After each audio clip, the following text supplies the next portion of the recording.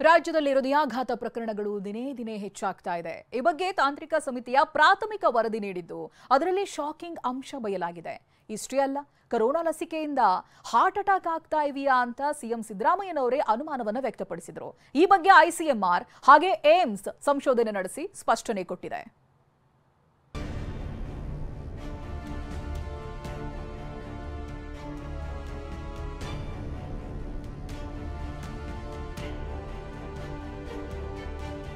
ಲಬ್ dub ದಿಢೀರ್ ನಿಲ್ಲುತ್ತಿದೆ ಹೃದಯ.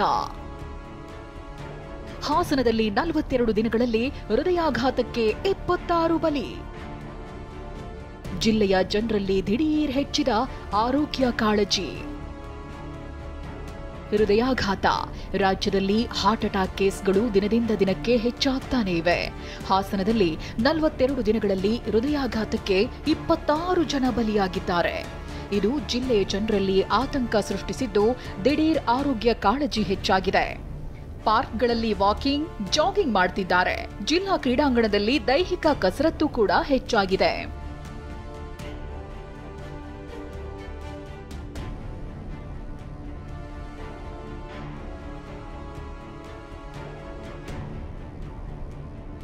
ಬರುವಾಗ ನಡೆದು ಬಂದ, ಚಿಕಿತ್ಸೆ ಕೊಡುವಷ್ಟರಲ್ಲಿ ಹೃದಯ ಸ್ತಬ್ಧ. ಬೆಂಗಳೂರು ಹೊರವಲಯದ ಹೊಸಕೋಟೆಯಲ್ಲಿ ಎದೆನೋವು ಅಂತ ಆಸ್ಪತ್ರೆಗೆ ಬಂದ ವ್ಯಕ್ತಿಗೆ ಹೃದಯ ಸ್ತಂಭನವಾಗಿ ಬ್ರೈನ್ ಡೆಡ್ ಆಗಿದೆ. 52 ವರ್ಷದ ಕೋನಪ್ಪ ಎಂಬುವರು ಎದೆನೋವು ಅಂತ ಸಿಲಿಕಾನ್ ಸಿಟಿ ಆಸ್ಪತ್ರೆಗೆ ನಡೆದುಕೊಂಡೇ ಬಂದಿದ್ರು. ವೈದ್ಯರು ಚಿಕಿತ್ಸೆ ನೀಡಲು ಮುಂದಾಗ್ತಿದ್ದಂತೆ ಹೃದಯ ಸ್ತಂಭನವಾಗಿದೆ ಅಂತ ಹೇಳಿದ್ರು. ಹೆಚ್ಚಿನ ಚಿಕಿತ್ಸೆಗೆಂದು ಬೇರೆ ಆಸ್ಪತ್ರೆಗೆ ರವಾನಿಸುವಾಗ ಮೆದುಳು ನಿಷ್ಕ್ರಿಯಗೊಂಡಿದೆ.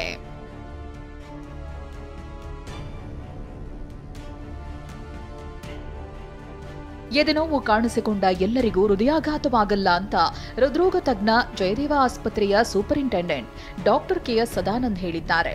ಗ್ಯಾಸ್ಟ್ರಿಕ್ ಅನ್ನ ಹೃದಯ ಸಂಬಂಧಿ ಸಮಸ್ಯೆ ಅಂತ ಅನ್ಕೊಳ್ತಾರೆ, ಹೃದಯ ಸಂಬಂಧಿ ಸಮಸ್ಯೆಯನ್ನ ಗ್ಯಾಸ್ಟ್ರಿಕ್ ಅನ್ಕೋತಾರೆ. ಆರೋಗ್ಯಪೂರ್ಣ ಹಾಗೂ ಶಿಸ್ತಿನ ಜೀವನ ರೂಢಿಸಿಕೊಳ್ಬೇಕು ಅಂತ ಸಲಹೆ ನೀಡಿದ್ದಾರೆ. ಪ್ರತಿದಿನ ನಾವು ಮಿನಿಮಮ್ 75 ಜನಕ್ಕೆ ಎಂಜಿಯೋಗ್ರಾಮ್ ಪರೀಕ್ಷೆಯನ್ನು ಮಾಡ್ತೀವಿ. ಅದರಲ್ಲಿ 30-40 ಜನಕ್ಕೆ ಸ್ಟೆಂಟ್ ಅಳವಡಿಕೆ ಆಗುತ್ತೆ, ಎಂಜಿಯೋಪ್ಲಾಸ್ಟಿ ಮಾಡ್ತೀವಿ. ಪ್ರತಿದಿನ 3 ರಿಂದ 4 ಜನಕ್ಕೆ ಓಪನ್ ಹಾರ್ಟ್ ಸರ್ಜರಿ ನಮ್ಮ ಜಯದೇವ ಹಾಸ್ಪಿಟಲ್ ಆಗ್ತಾ ಇದೆ. ಎದೆನೋವು ಅಂತ ಅವರು ಕ್ಯಾಶುಯಾಲಿಟಿಗೆ ಬಂದಾಗ ನಾವೇನು ಮಾಡ್ತೀವಿ, ಒಂದು ECG, ಎಕೋ ಮತ್ತು ಟ್ರೋಪೋನಿನ್ ಟೆಸ್ಟ್ ಅಂತ ಮಾಡ್ತೀವಿ. ಅದರಲ್ಲಿ ಏನಾದರೂ ತೊಂದರೆ ಕಂಡು ಬಂದರೆ ಅವ್ರನ್ನ ದಾಖಲಾತಿ ಮಾಡಿಕೊಡ್ತೀವಿ. ಹಾಸನದಲ್ಲಿ ಹೃದಯಾಘಾತಕ್ಕೆ ಸರಣಿ ಸಾವು ಕುರಿತ ತಾಂತ್ರಿಕ ಸಮಿತಿಯ ಪ್ರಾಥಮಿಕ ತನಿಖಾ ವರದಿ ಸಿದ್ಧವಾಗಿದೆ. ಇದರಲ್ಲಿ ಶಾಕಿಂಗ್ ಅಂಶ ಹೊರಬಿದ್ದಿದೆ. ಅತಿಯಾದ ಬೊಜ್ಜು, ಮಾಂಸ ಸೇವನೆ, ಮದ್ಯಪಾನದಿಂದ ಮೃತಪಟ್ಟಿರೋ ಸಾಧ್ಯತೆ ಇದೆ. ಕೆಂಪು ಮಾಂಸ ಸೇವನೆಯಿಂದ ಹೆಚ್ಚು ಕೊಲೆಸ್ಟ್ರಾಲ್ ಬಂದಿರುವ ಸಾಧ್ಯತೆ ಇದೆ ಎಂದು ಹೇಳಲಾಗ್ತಿದೆ. ಅನ್ಕಂಟ್ರೋಲ್ಡ್ ಕೊಲೆಸ್ಟ್ರಾಲ್ನಿಂದ ಹೃದಯಾಘಾತ ಸಾಧ್ಯತೆ ಹೆಚ್ಚಿರುತ್ತದೆ. ಇದಕ್ಕೆ ಹಾರ್ಟ್ ಅಟ್ಯಾಕ್ ಸಂಭವಿಸಿದೆ ಅಂತ ತಜ್ಞರು ಅಂದಾಜು ಪಟ್ಟಿದ್ದಾರೆ.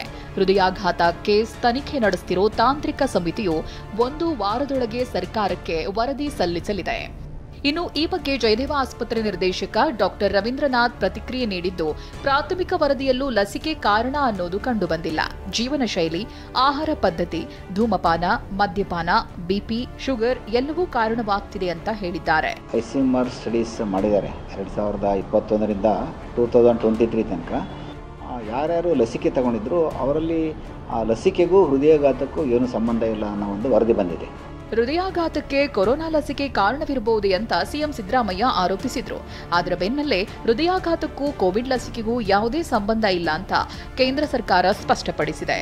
ಐಸಿಎಂಆರ್ ಹಾಗೆ ಏಮ್ಸ್ ನಡೆಸಿದ ಅಧ್ಯಯನದಲ್ಲಿ ಇದು ಸಾಬೀತಾಗಿದ್ದು, ವರದಿಯಲ್ಲೇನಿದೆ ಅನ್ನೋದನ್ನ ನೋಡೋದಾದ್ರೆ ಕೋವಿಡ್ ಲಸಿಕೆಯಿಂದ ಹೃದಯಾಘಾತ ಅನ್ನೋದು ಸುಳ್ಳು ಅಂತ ಕೇಂದ್ರ ಸರ್ಕಾರ ಹೇಳಿದೆ. ಹಠಾತ್ ಹೃದಯಾಘಾತವು ಜೀವನ ಶೈಲಿಯಿಂದ ಸಂಭವಿಸುತ್ತಿದೆ. ಮೊದಲೇ ಆರೋಗ್ಯದಲ್ಲಿ ತೊಂದರೆ ಇದ್ರೆ ಹೃದಯಾಘಾತವಾಗಬಹುದು.